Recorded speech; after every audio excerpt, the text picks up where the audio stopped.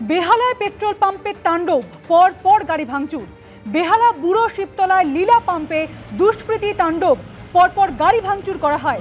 Petrol পাম্পের কর্মীদের ধরে মারধর করা হয় এবং যার জেরে আতঙ্কে রয়েছেন পেট্রোল পাম্পের কর্মীরা। ক্ষতিপূরণ চেয়ে বেহালা থানায় গাড়ি চালকদের বিক্ষোভ। বিকেলে পেট্রোল পাম্পে তাণ্ডব চালানো হয় এবং এরপর কয়েকজনকে জিজ্ঞাসাবাদ করেছে পুলিশ।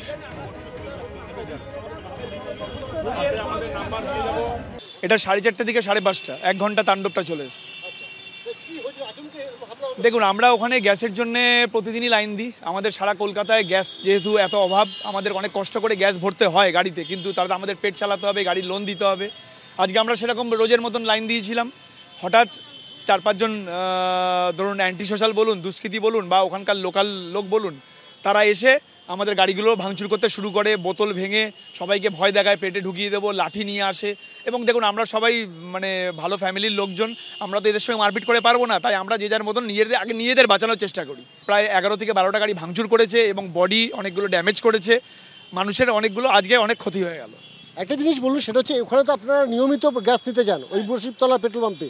এই হুমকির মুখে কি আগেও আপনাদের পড়তে হচ্ছে গাড়ি লাগানো নিয়ে? আমরা তো মস্তানি করতে আসিনি, আমরা আমাদের রোজগারের জন্য, ব্যবসার জন্য ওখানে গেছি, যে ওই গ্যাসটুকু নিয়ে আমরা আমাদের রোজগার করব, আমাদের বাড়ির মা বউ বোনদের খাওয়ানোর জন্য।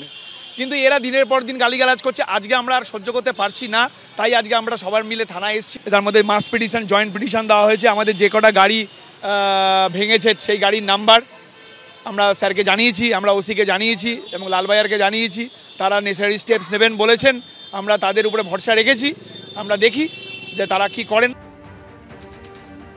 বেহালার পেট্রোল পাম্পে তাণ্ডব, পর পর গাড়ি ভাঙচুর করা হয়। বেহালার বুড়ো শিবতলার লীলা পাম্পে দুষ্কৃতী তাণ্ডব এবং পেট্রোল পাম্পের কর্মীদের মারধর করা হয় এবং যার ফলে আতঙ্কিত হয়ে রয়েছেন কর্মীরা। কি বলেছেন কর্মীরা শোনাবো আপনাদের। আমাদের দুজনকে মারধর করেছে। আমাদের যে সিএনজি চালক যে দিব্যেন্দুকে মারধর করা হয়েছে, আর একজন রাজুদা বলে, ওনাকেও খুব মারধর করা হয়েছে। তোমাকে মারধর? হ্যাঁ, মারধর করা হয়েছিল। আমি গ্যাস দিচ্ছিলাম, তখনই সেই মদ বোতল নিয়ে এসে আমাদের মারধর করা হচ্ছিল। বলছে গ্যাস বন্ধ করো, নাহলে মেরে দেবো। আরেকজনকে দেখতে পাচ্ছি, তিনিও আপনাকেও মারধর করা হয়েছে? আমাকে মারধর করা হয়েছে। হুমকি দেয়? হ্যাঁ, না কোনো কিছু জানি না, হঠাৎ এসে আমাকে বোতল দিয়ে জামার তেল দিচ্ছিলাম, আমাকে ধরে মেরে নিচে ফেলে দিল। সমস্ত দুষ্কৃতী এখন শাসক দলের ছত্রছায়ায় চলে গেছে।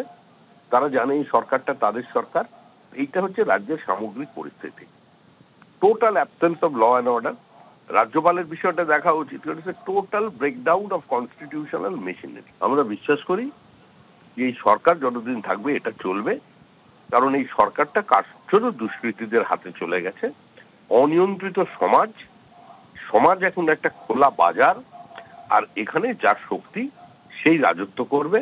এবং এই মুহূর্তে শক্তি তৃণমূল কংগ্রেসের কাছে, কারণ 29টা আসন জিতে রাজ্যের মুখ্যমন্ত্রীর যে শরীরী ভাষা এবং যে শব্দচয়ন, মনে হচ্ছে উনি 329টা আসনে জিতে গেছেন। সুতরাং ওদের বাংলা, আমার বাংলা, এগিয়ে বাংলা, তার জন্য এইসব ভাঙচুর চলবে। যে বিষয়টি ঘটেছে সেটা নিশ্চিত করে সমর্থনযোগ্য নয়। পুলিশ ইতিমধ্যেই তদন্ত শুরু করেছে। একথা নিশ্চিতভাবে বলা যায় যে পশ্চিম বাংলায় যে কোনো অসামাজিক কাজকর্ম হলে পুলিশ যুদ্ধকালীন তৎপরতায় তদন্ত শুরু করে, দোষীদের চিহ্নিত করে এবং দলমত নির্বিশেষে দোষীদের শাস্তি দেয়। সেই কারণে এখনো অবধি ন্যাশনাল ক্রাইম রেকর্ড ব্যুরোর তথ্য অনুযায়ী কলকাতা ভারতবর্ষের মধ্যে অন্যতম সেফেস্ট মেট্রোপলিটন সিটি। নিশ্চিত করে এই ধরনের বিচ্ছিন্ন কোনো ঘটনা ঘটলে পুলিশ হাত গুটিয়ে বসে থাকে না। নিশ্চিত থাকুন, পুলিশ তদন্ত শুরু করেছে। অবিলম্বে দোষীরা চিহ্নিত হবে এবং শাস্তি পাবে।